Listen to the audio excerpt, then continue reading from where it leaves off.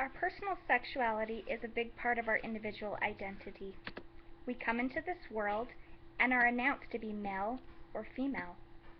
Our bodies were made for the amazing purpose of creation, and with this wonderful power, we were also designed to enjoy the act of procreating.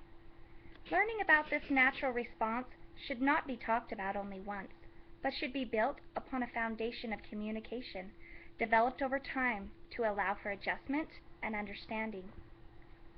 I did not have the kind of relationship where I could talk to my parents about intimacy or anything surrounding that sensitive subject. My sexual education came from friends or movies. The little amount I knew did not prepare me for high emotions or the associated feelings when in close proximity to the opposite sex.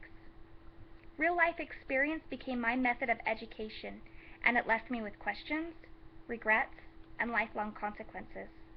I wish I would have been able to talk with somebody and learn more about this subject instead of it being such a big adult secret.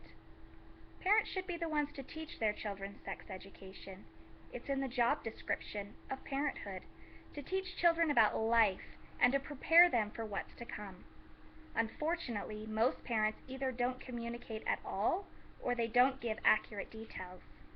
With today's generation, parents need to step up and talk about this important sensitive topic before the media and peers begin to distort their children's thinking or they suffer the consequences from premarital sexual activity.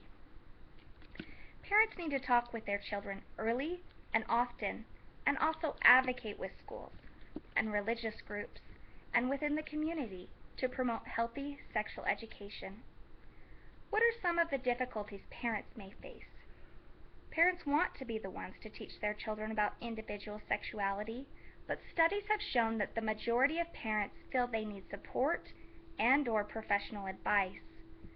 Christy Nielsen found in her studies, quote, while 98% of parents felt youth should receive their sexual education from parents, only 24% believed that they were the main providers of sex education. Most parents, 78%, believed that kids received the majority of information about sex from friends, and 60% saw media as the main source. End quote. Where should children be getting this information? The subject of sexuality is discussed so openly in today's world that our children cannot avoid hearing about it. However, most of what they hear will teach them the world's perspective and abuse on the power of procreation. Schools and other organizations can partner with parents to provide young people with accurate and developmentally appropriate education. The goal of sexual education is to help young people gain appropriate knowledge and skills so that they can make healthy decisions about their bodies and their sex lives now and in the future. In the article Sex Education and Sexual Socialization, Roles for Educators and Parents, the authors suggest, quote, sex education in schools should treat social and family values respectfully and professionally, end quote. If parents don't approve of the school's curriculum, they need to speak out and make every effort to change it to reflect their morals and values. If children don't receive morally and accurate information, it may lead them to make unwise choices. When misused, sexual activity can have lifelong consequences. Adolescents need to know that being sexually active without protection can have life-altering consequences. However, studies done by Douglas Kirby on effective sexual education have shown that to help delay sexual activity, reduce sexual frequency in young adults, and increase the use of condoms and contraceptions, children need sexual education. Sexual education is a layered education process. Parents, schools, religious groups, and community-based organizations all have a role to play. If we collaborate, we can provide a balance of sexual education and sexual socialization. There are many different ways we can work to encourage healthy sexual choices. The best method for teaching effective sex education is to start young and be proactive. There are many facets, beginning with establishing comfort and open communication, as little children are taught about body parts and functions. As they mature and are ready to learn more, the need to be prepared for puberty and its purpose is essential. This ties back into the miracle of procreation. They need to understand why it's such a big deal and how to prepare for the new phases in their lives.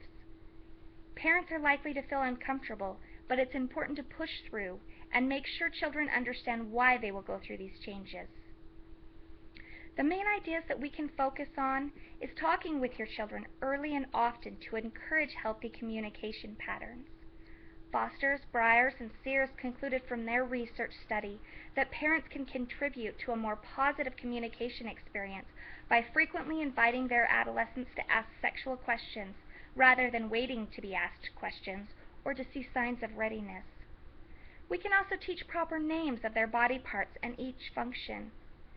We can explain to them what to expect from puberty before the changes start.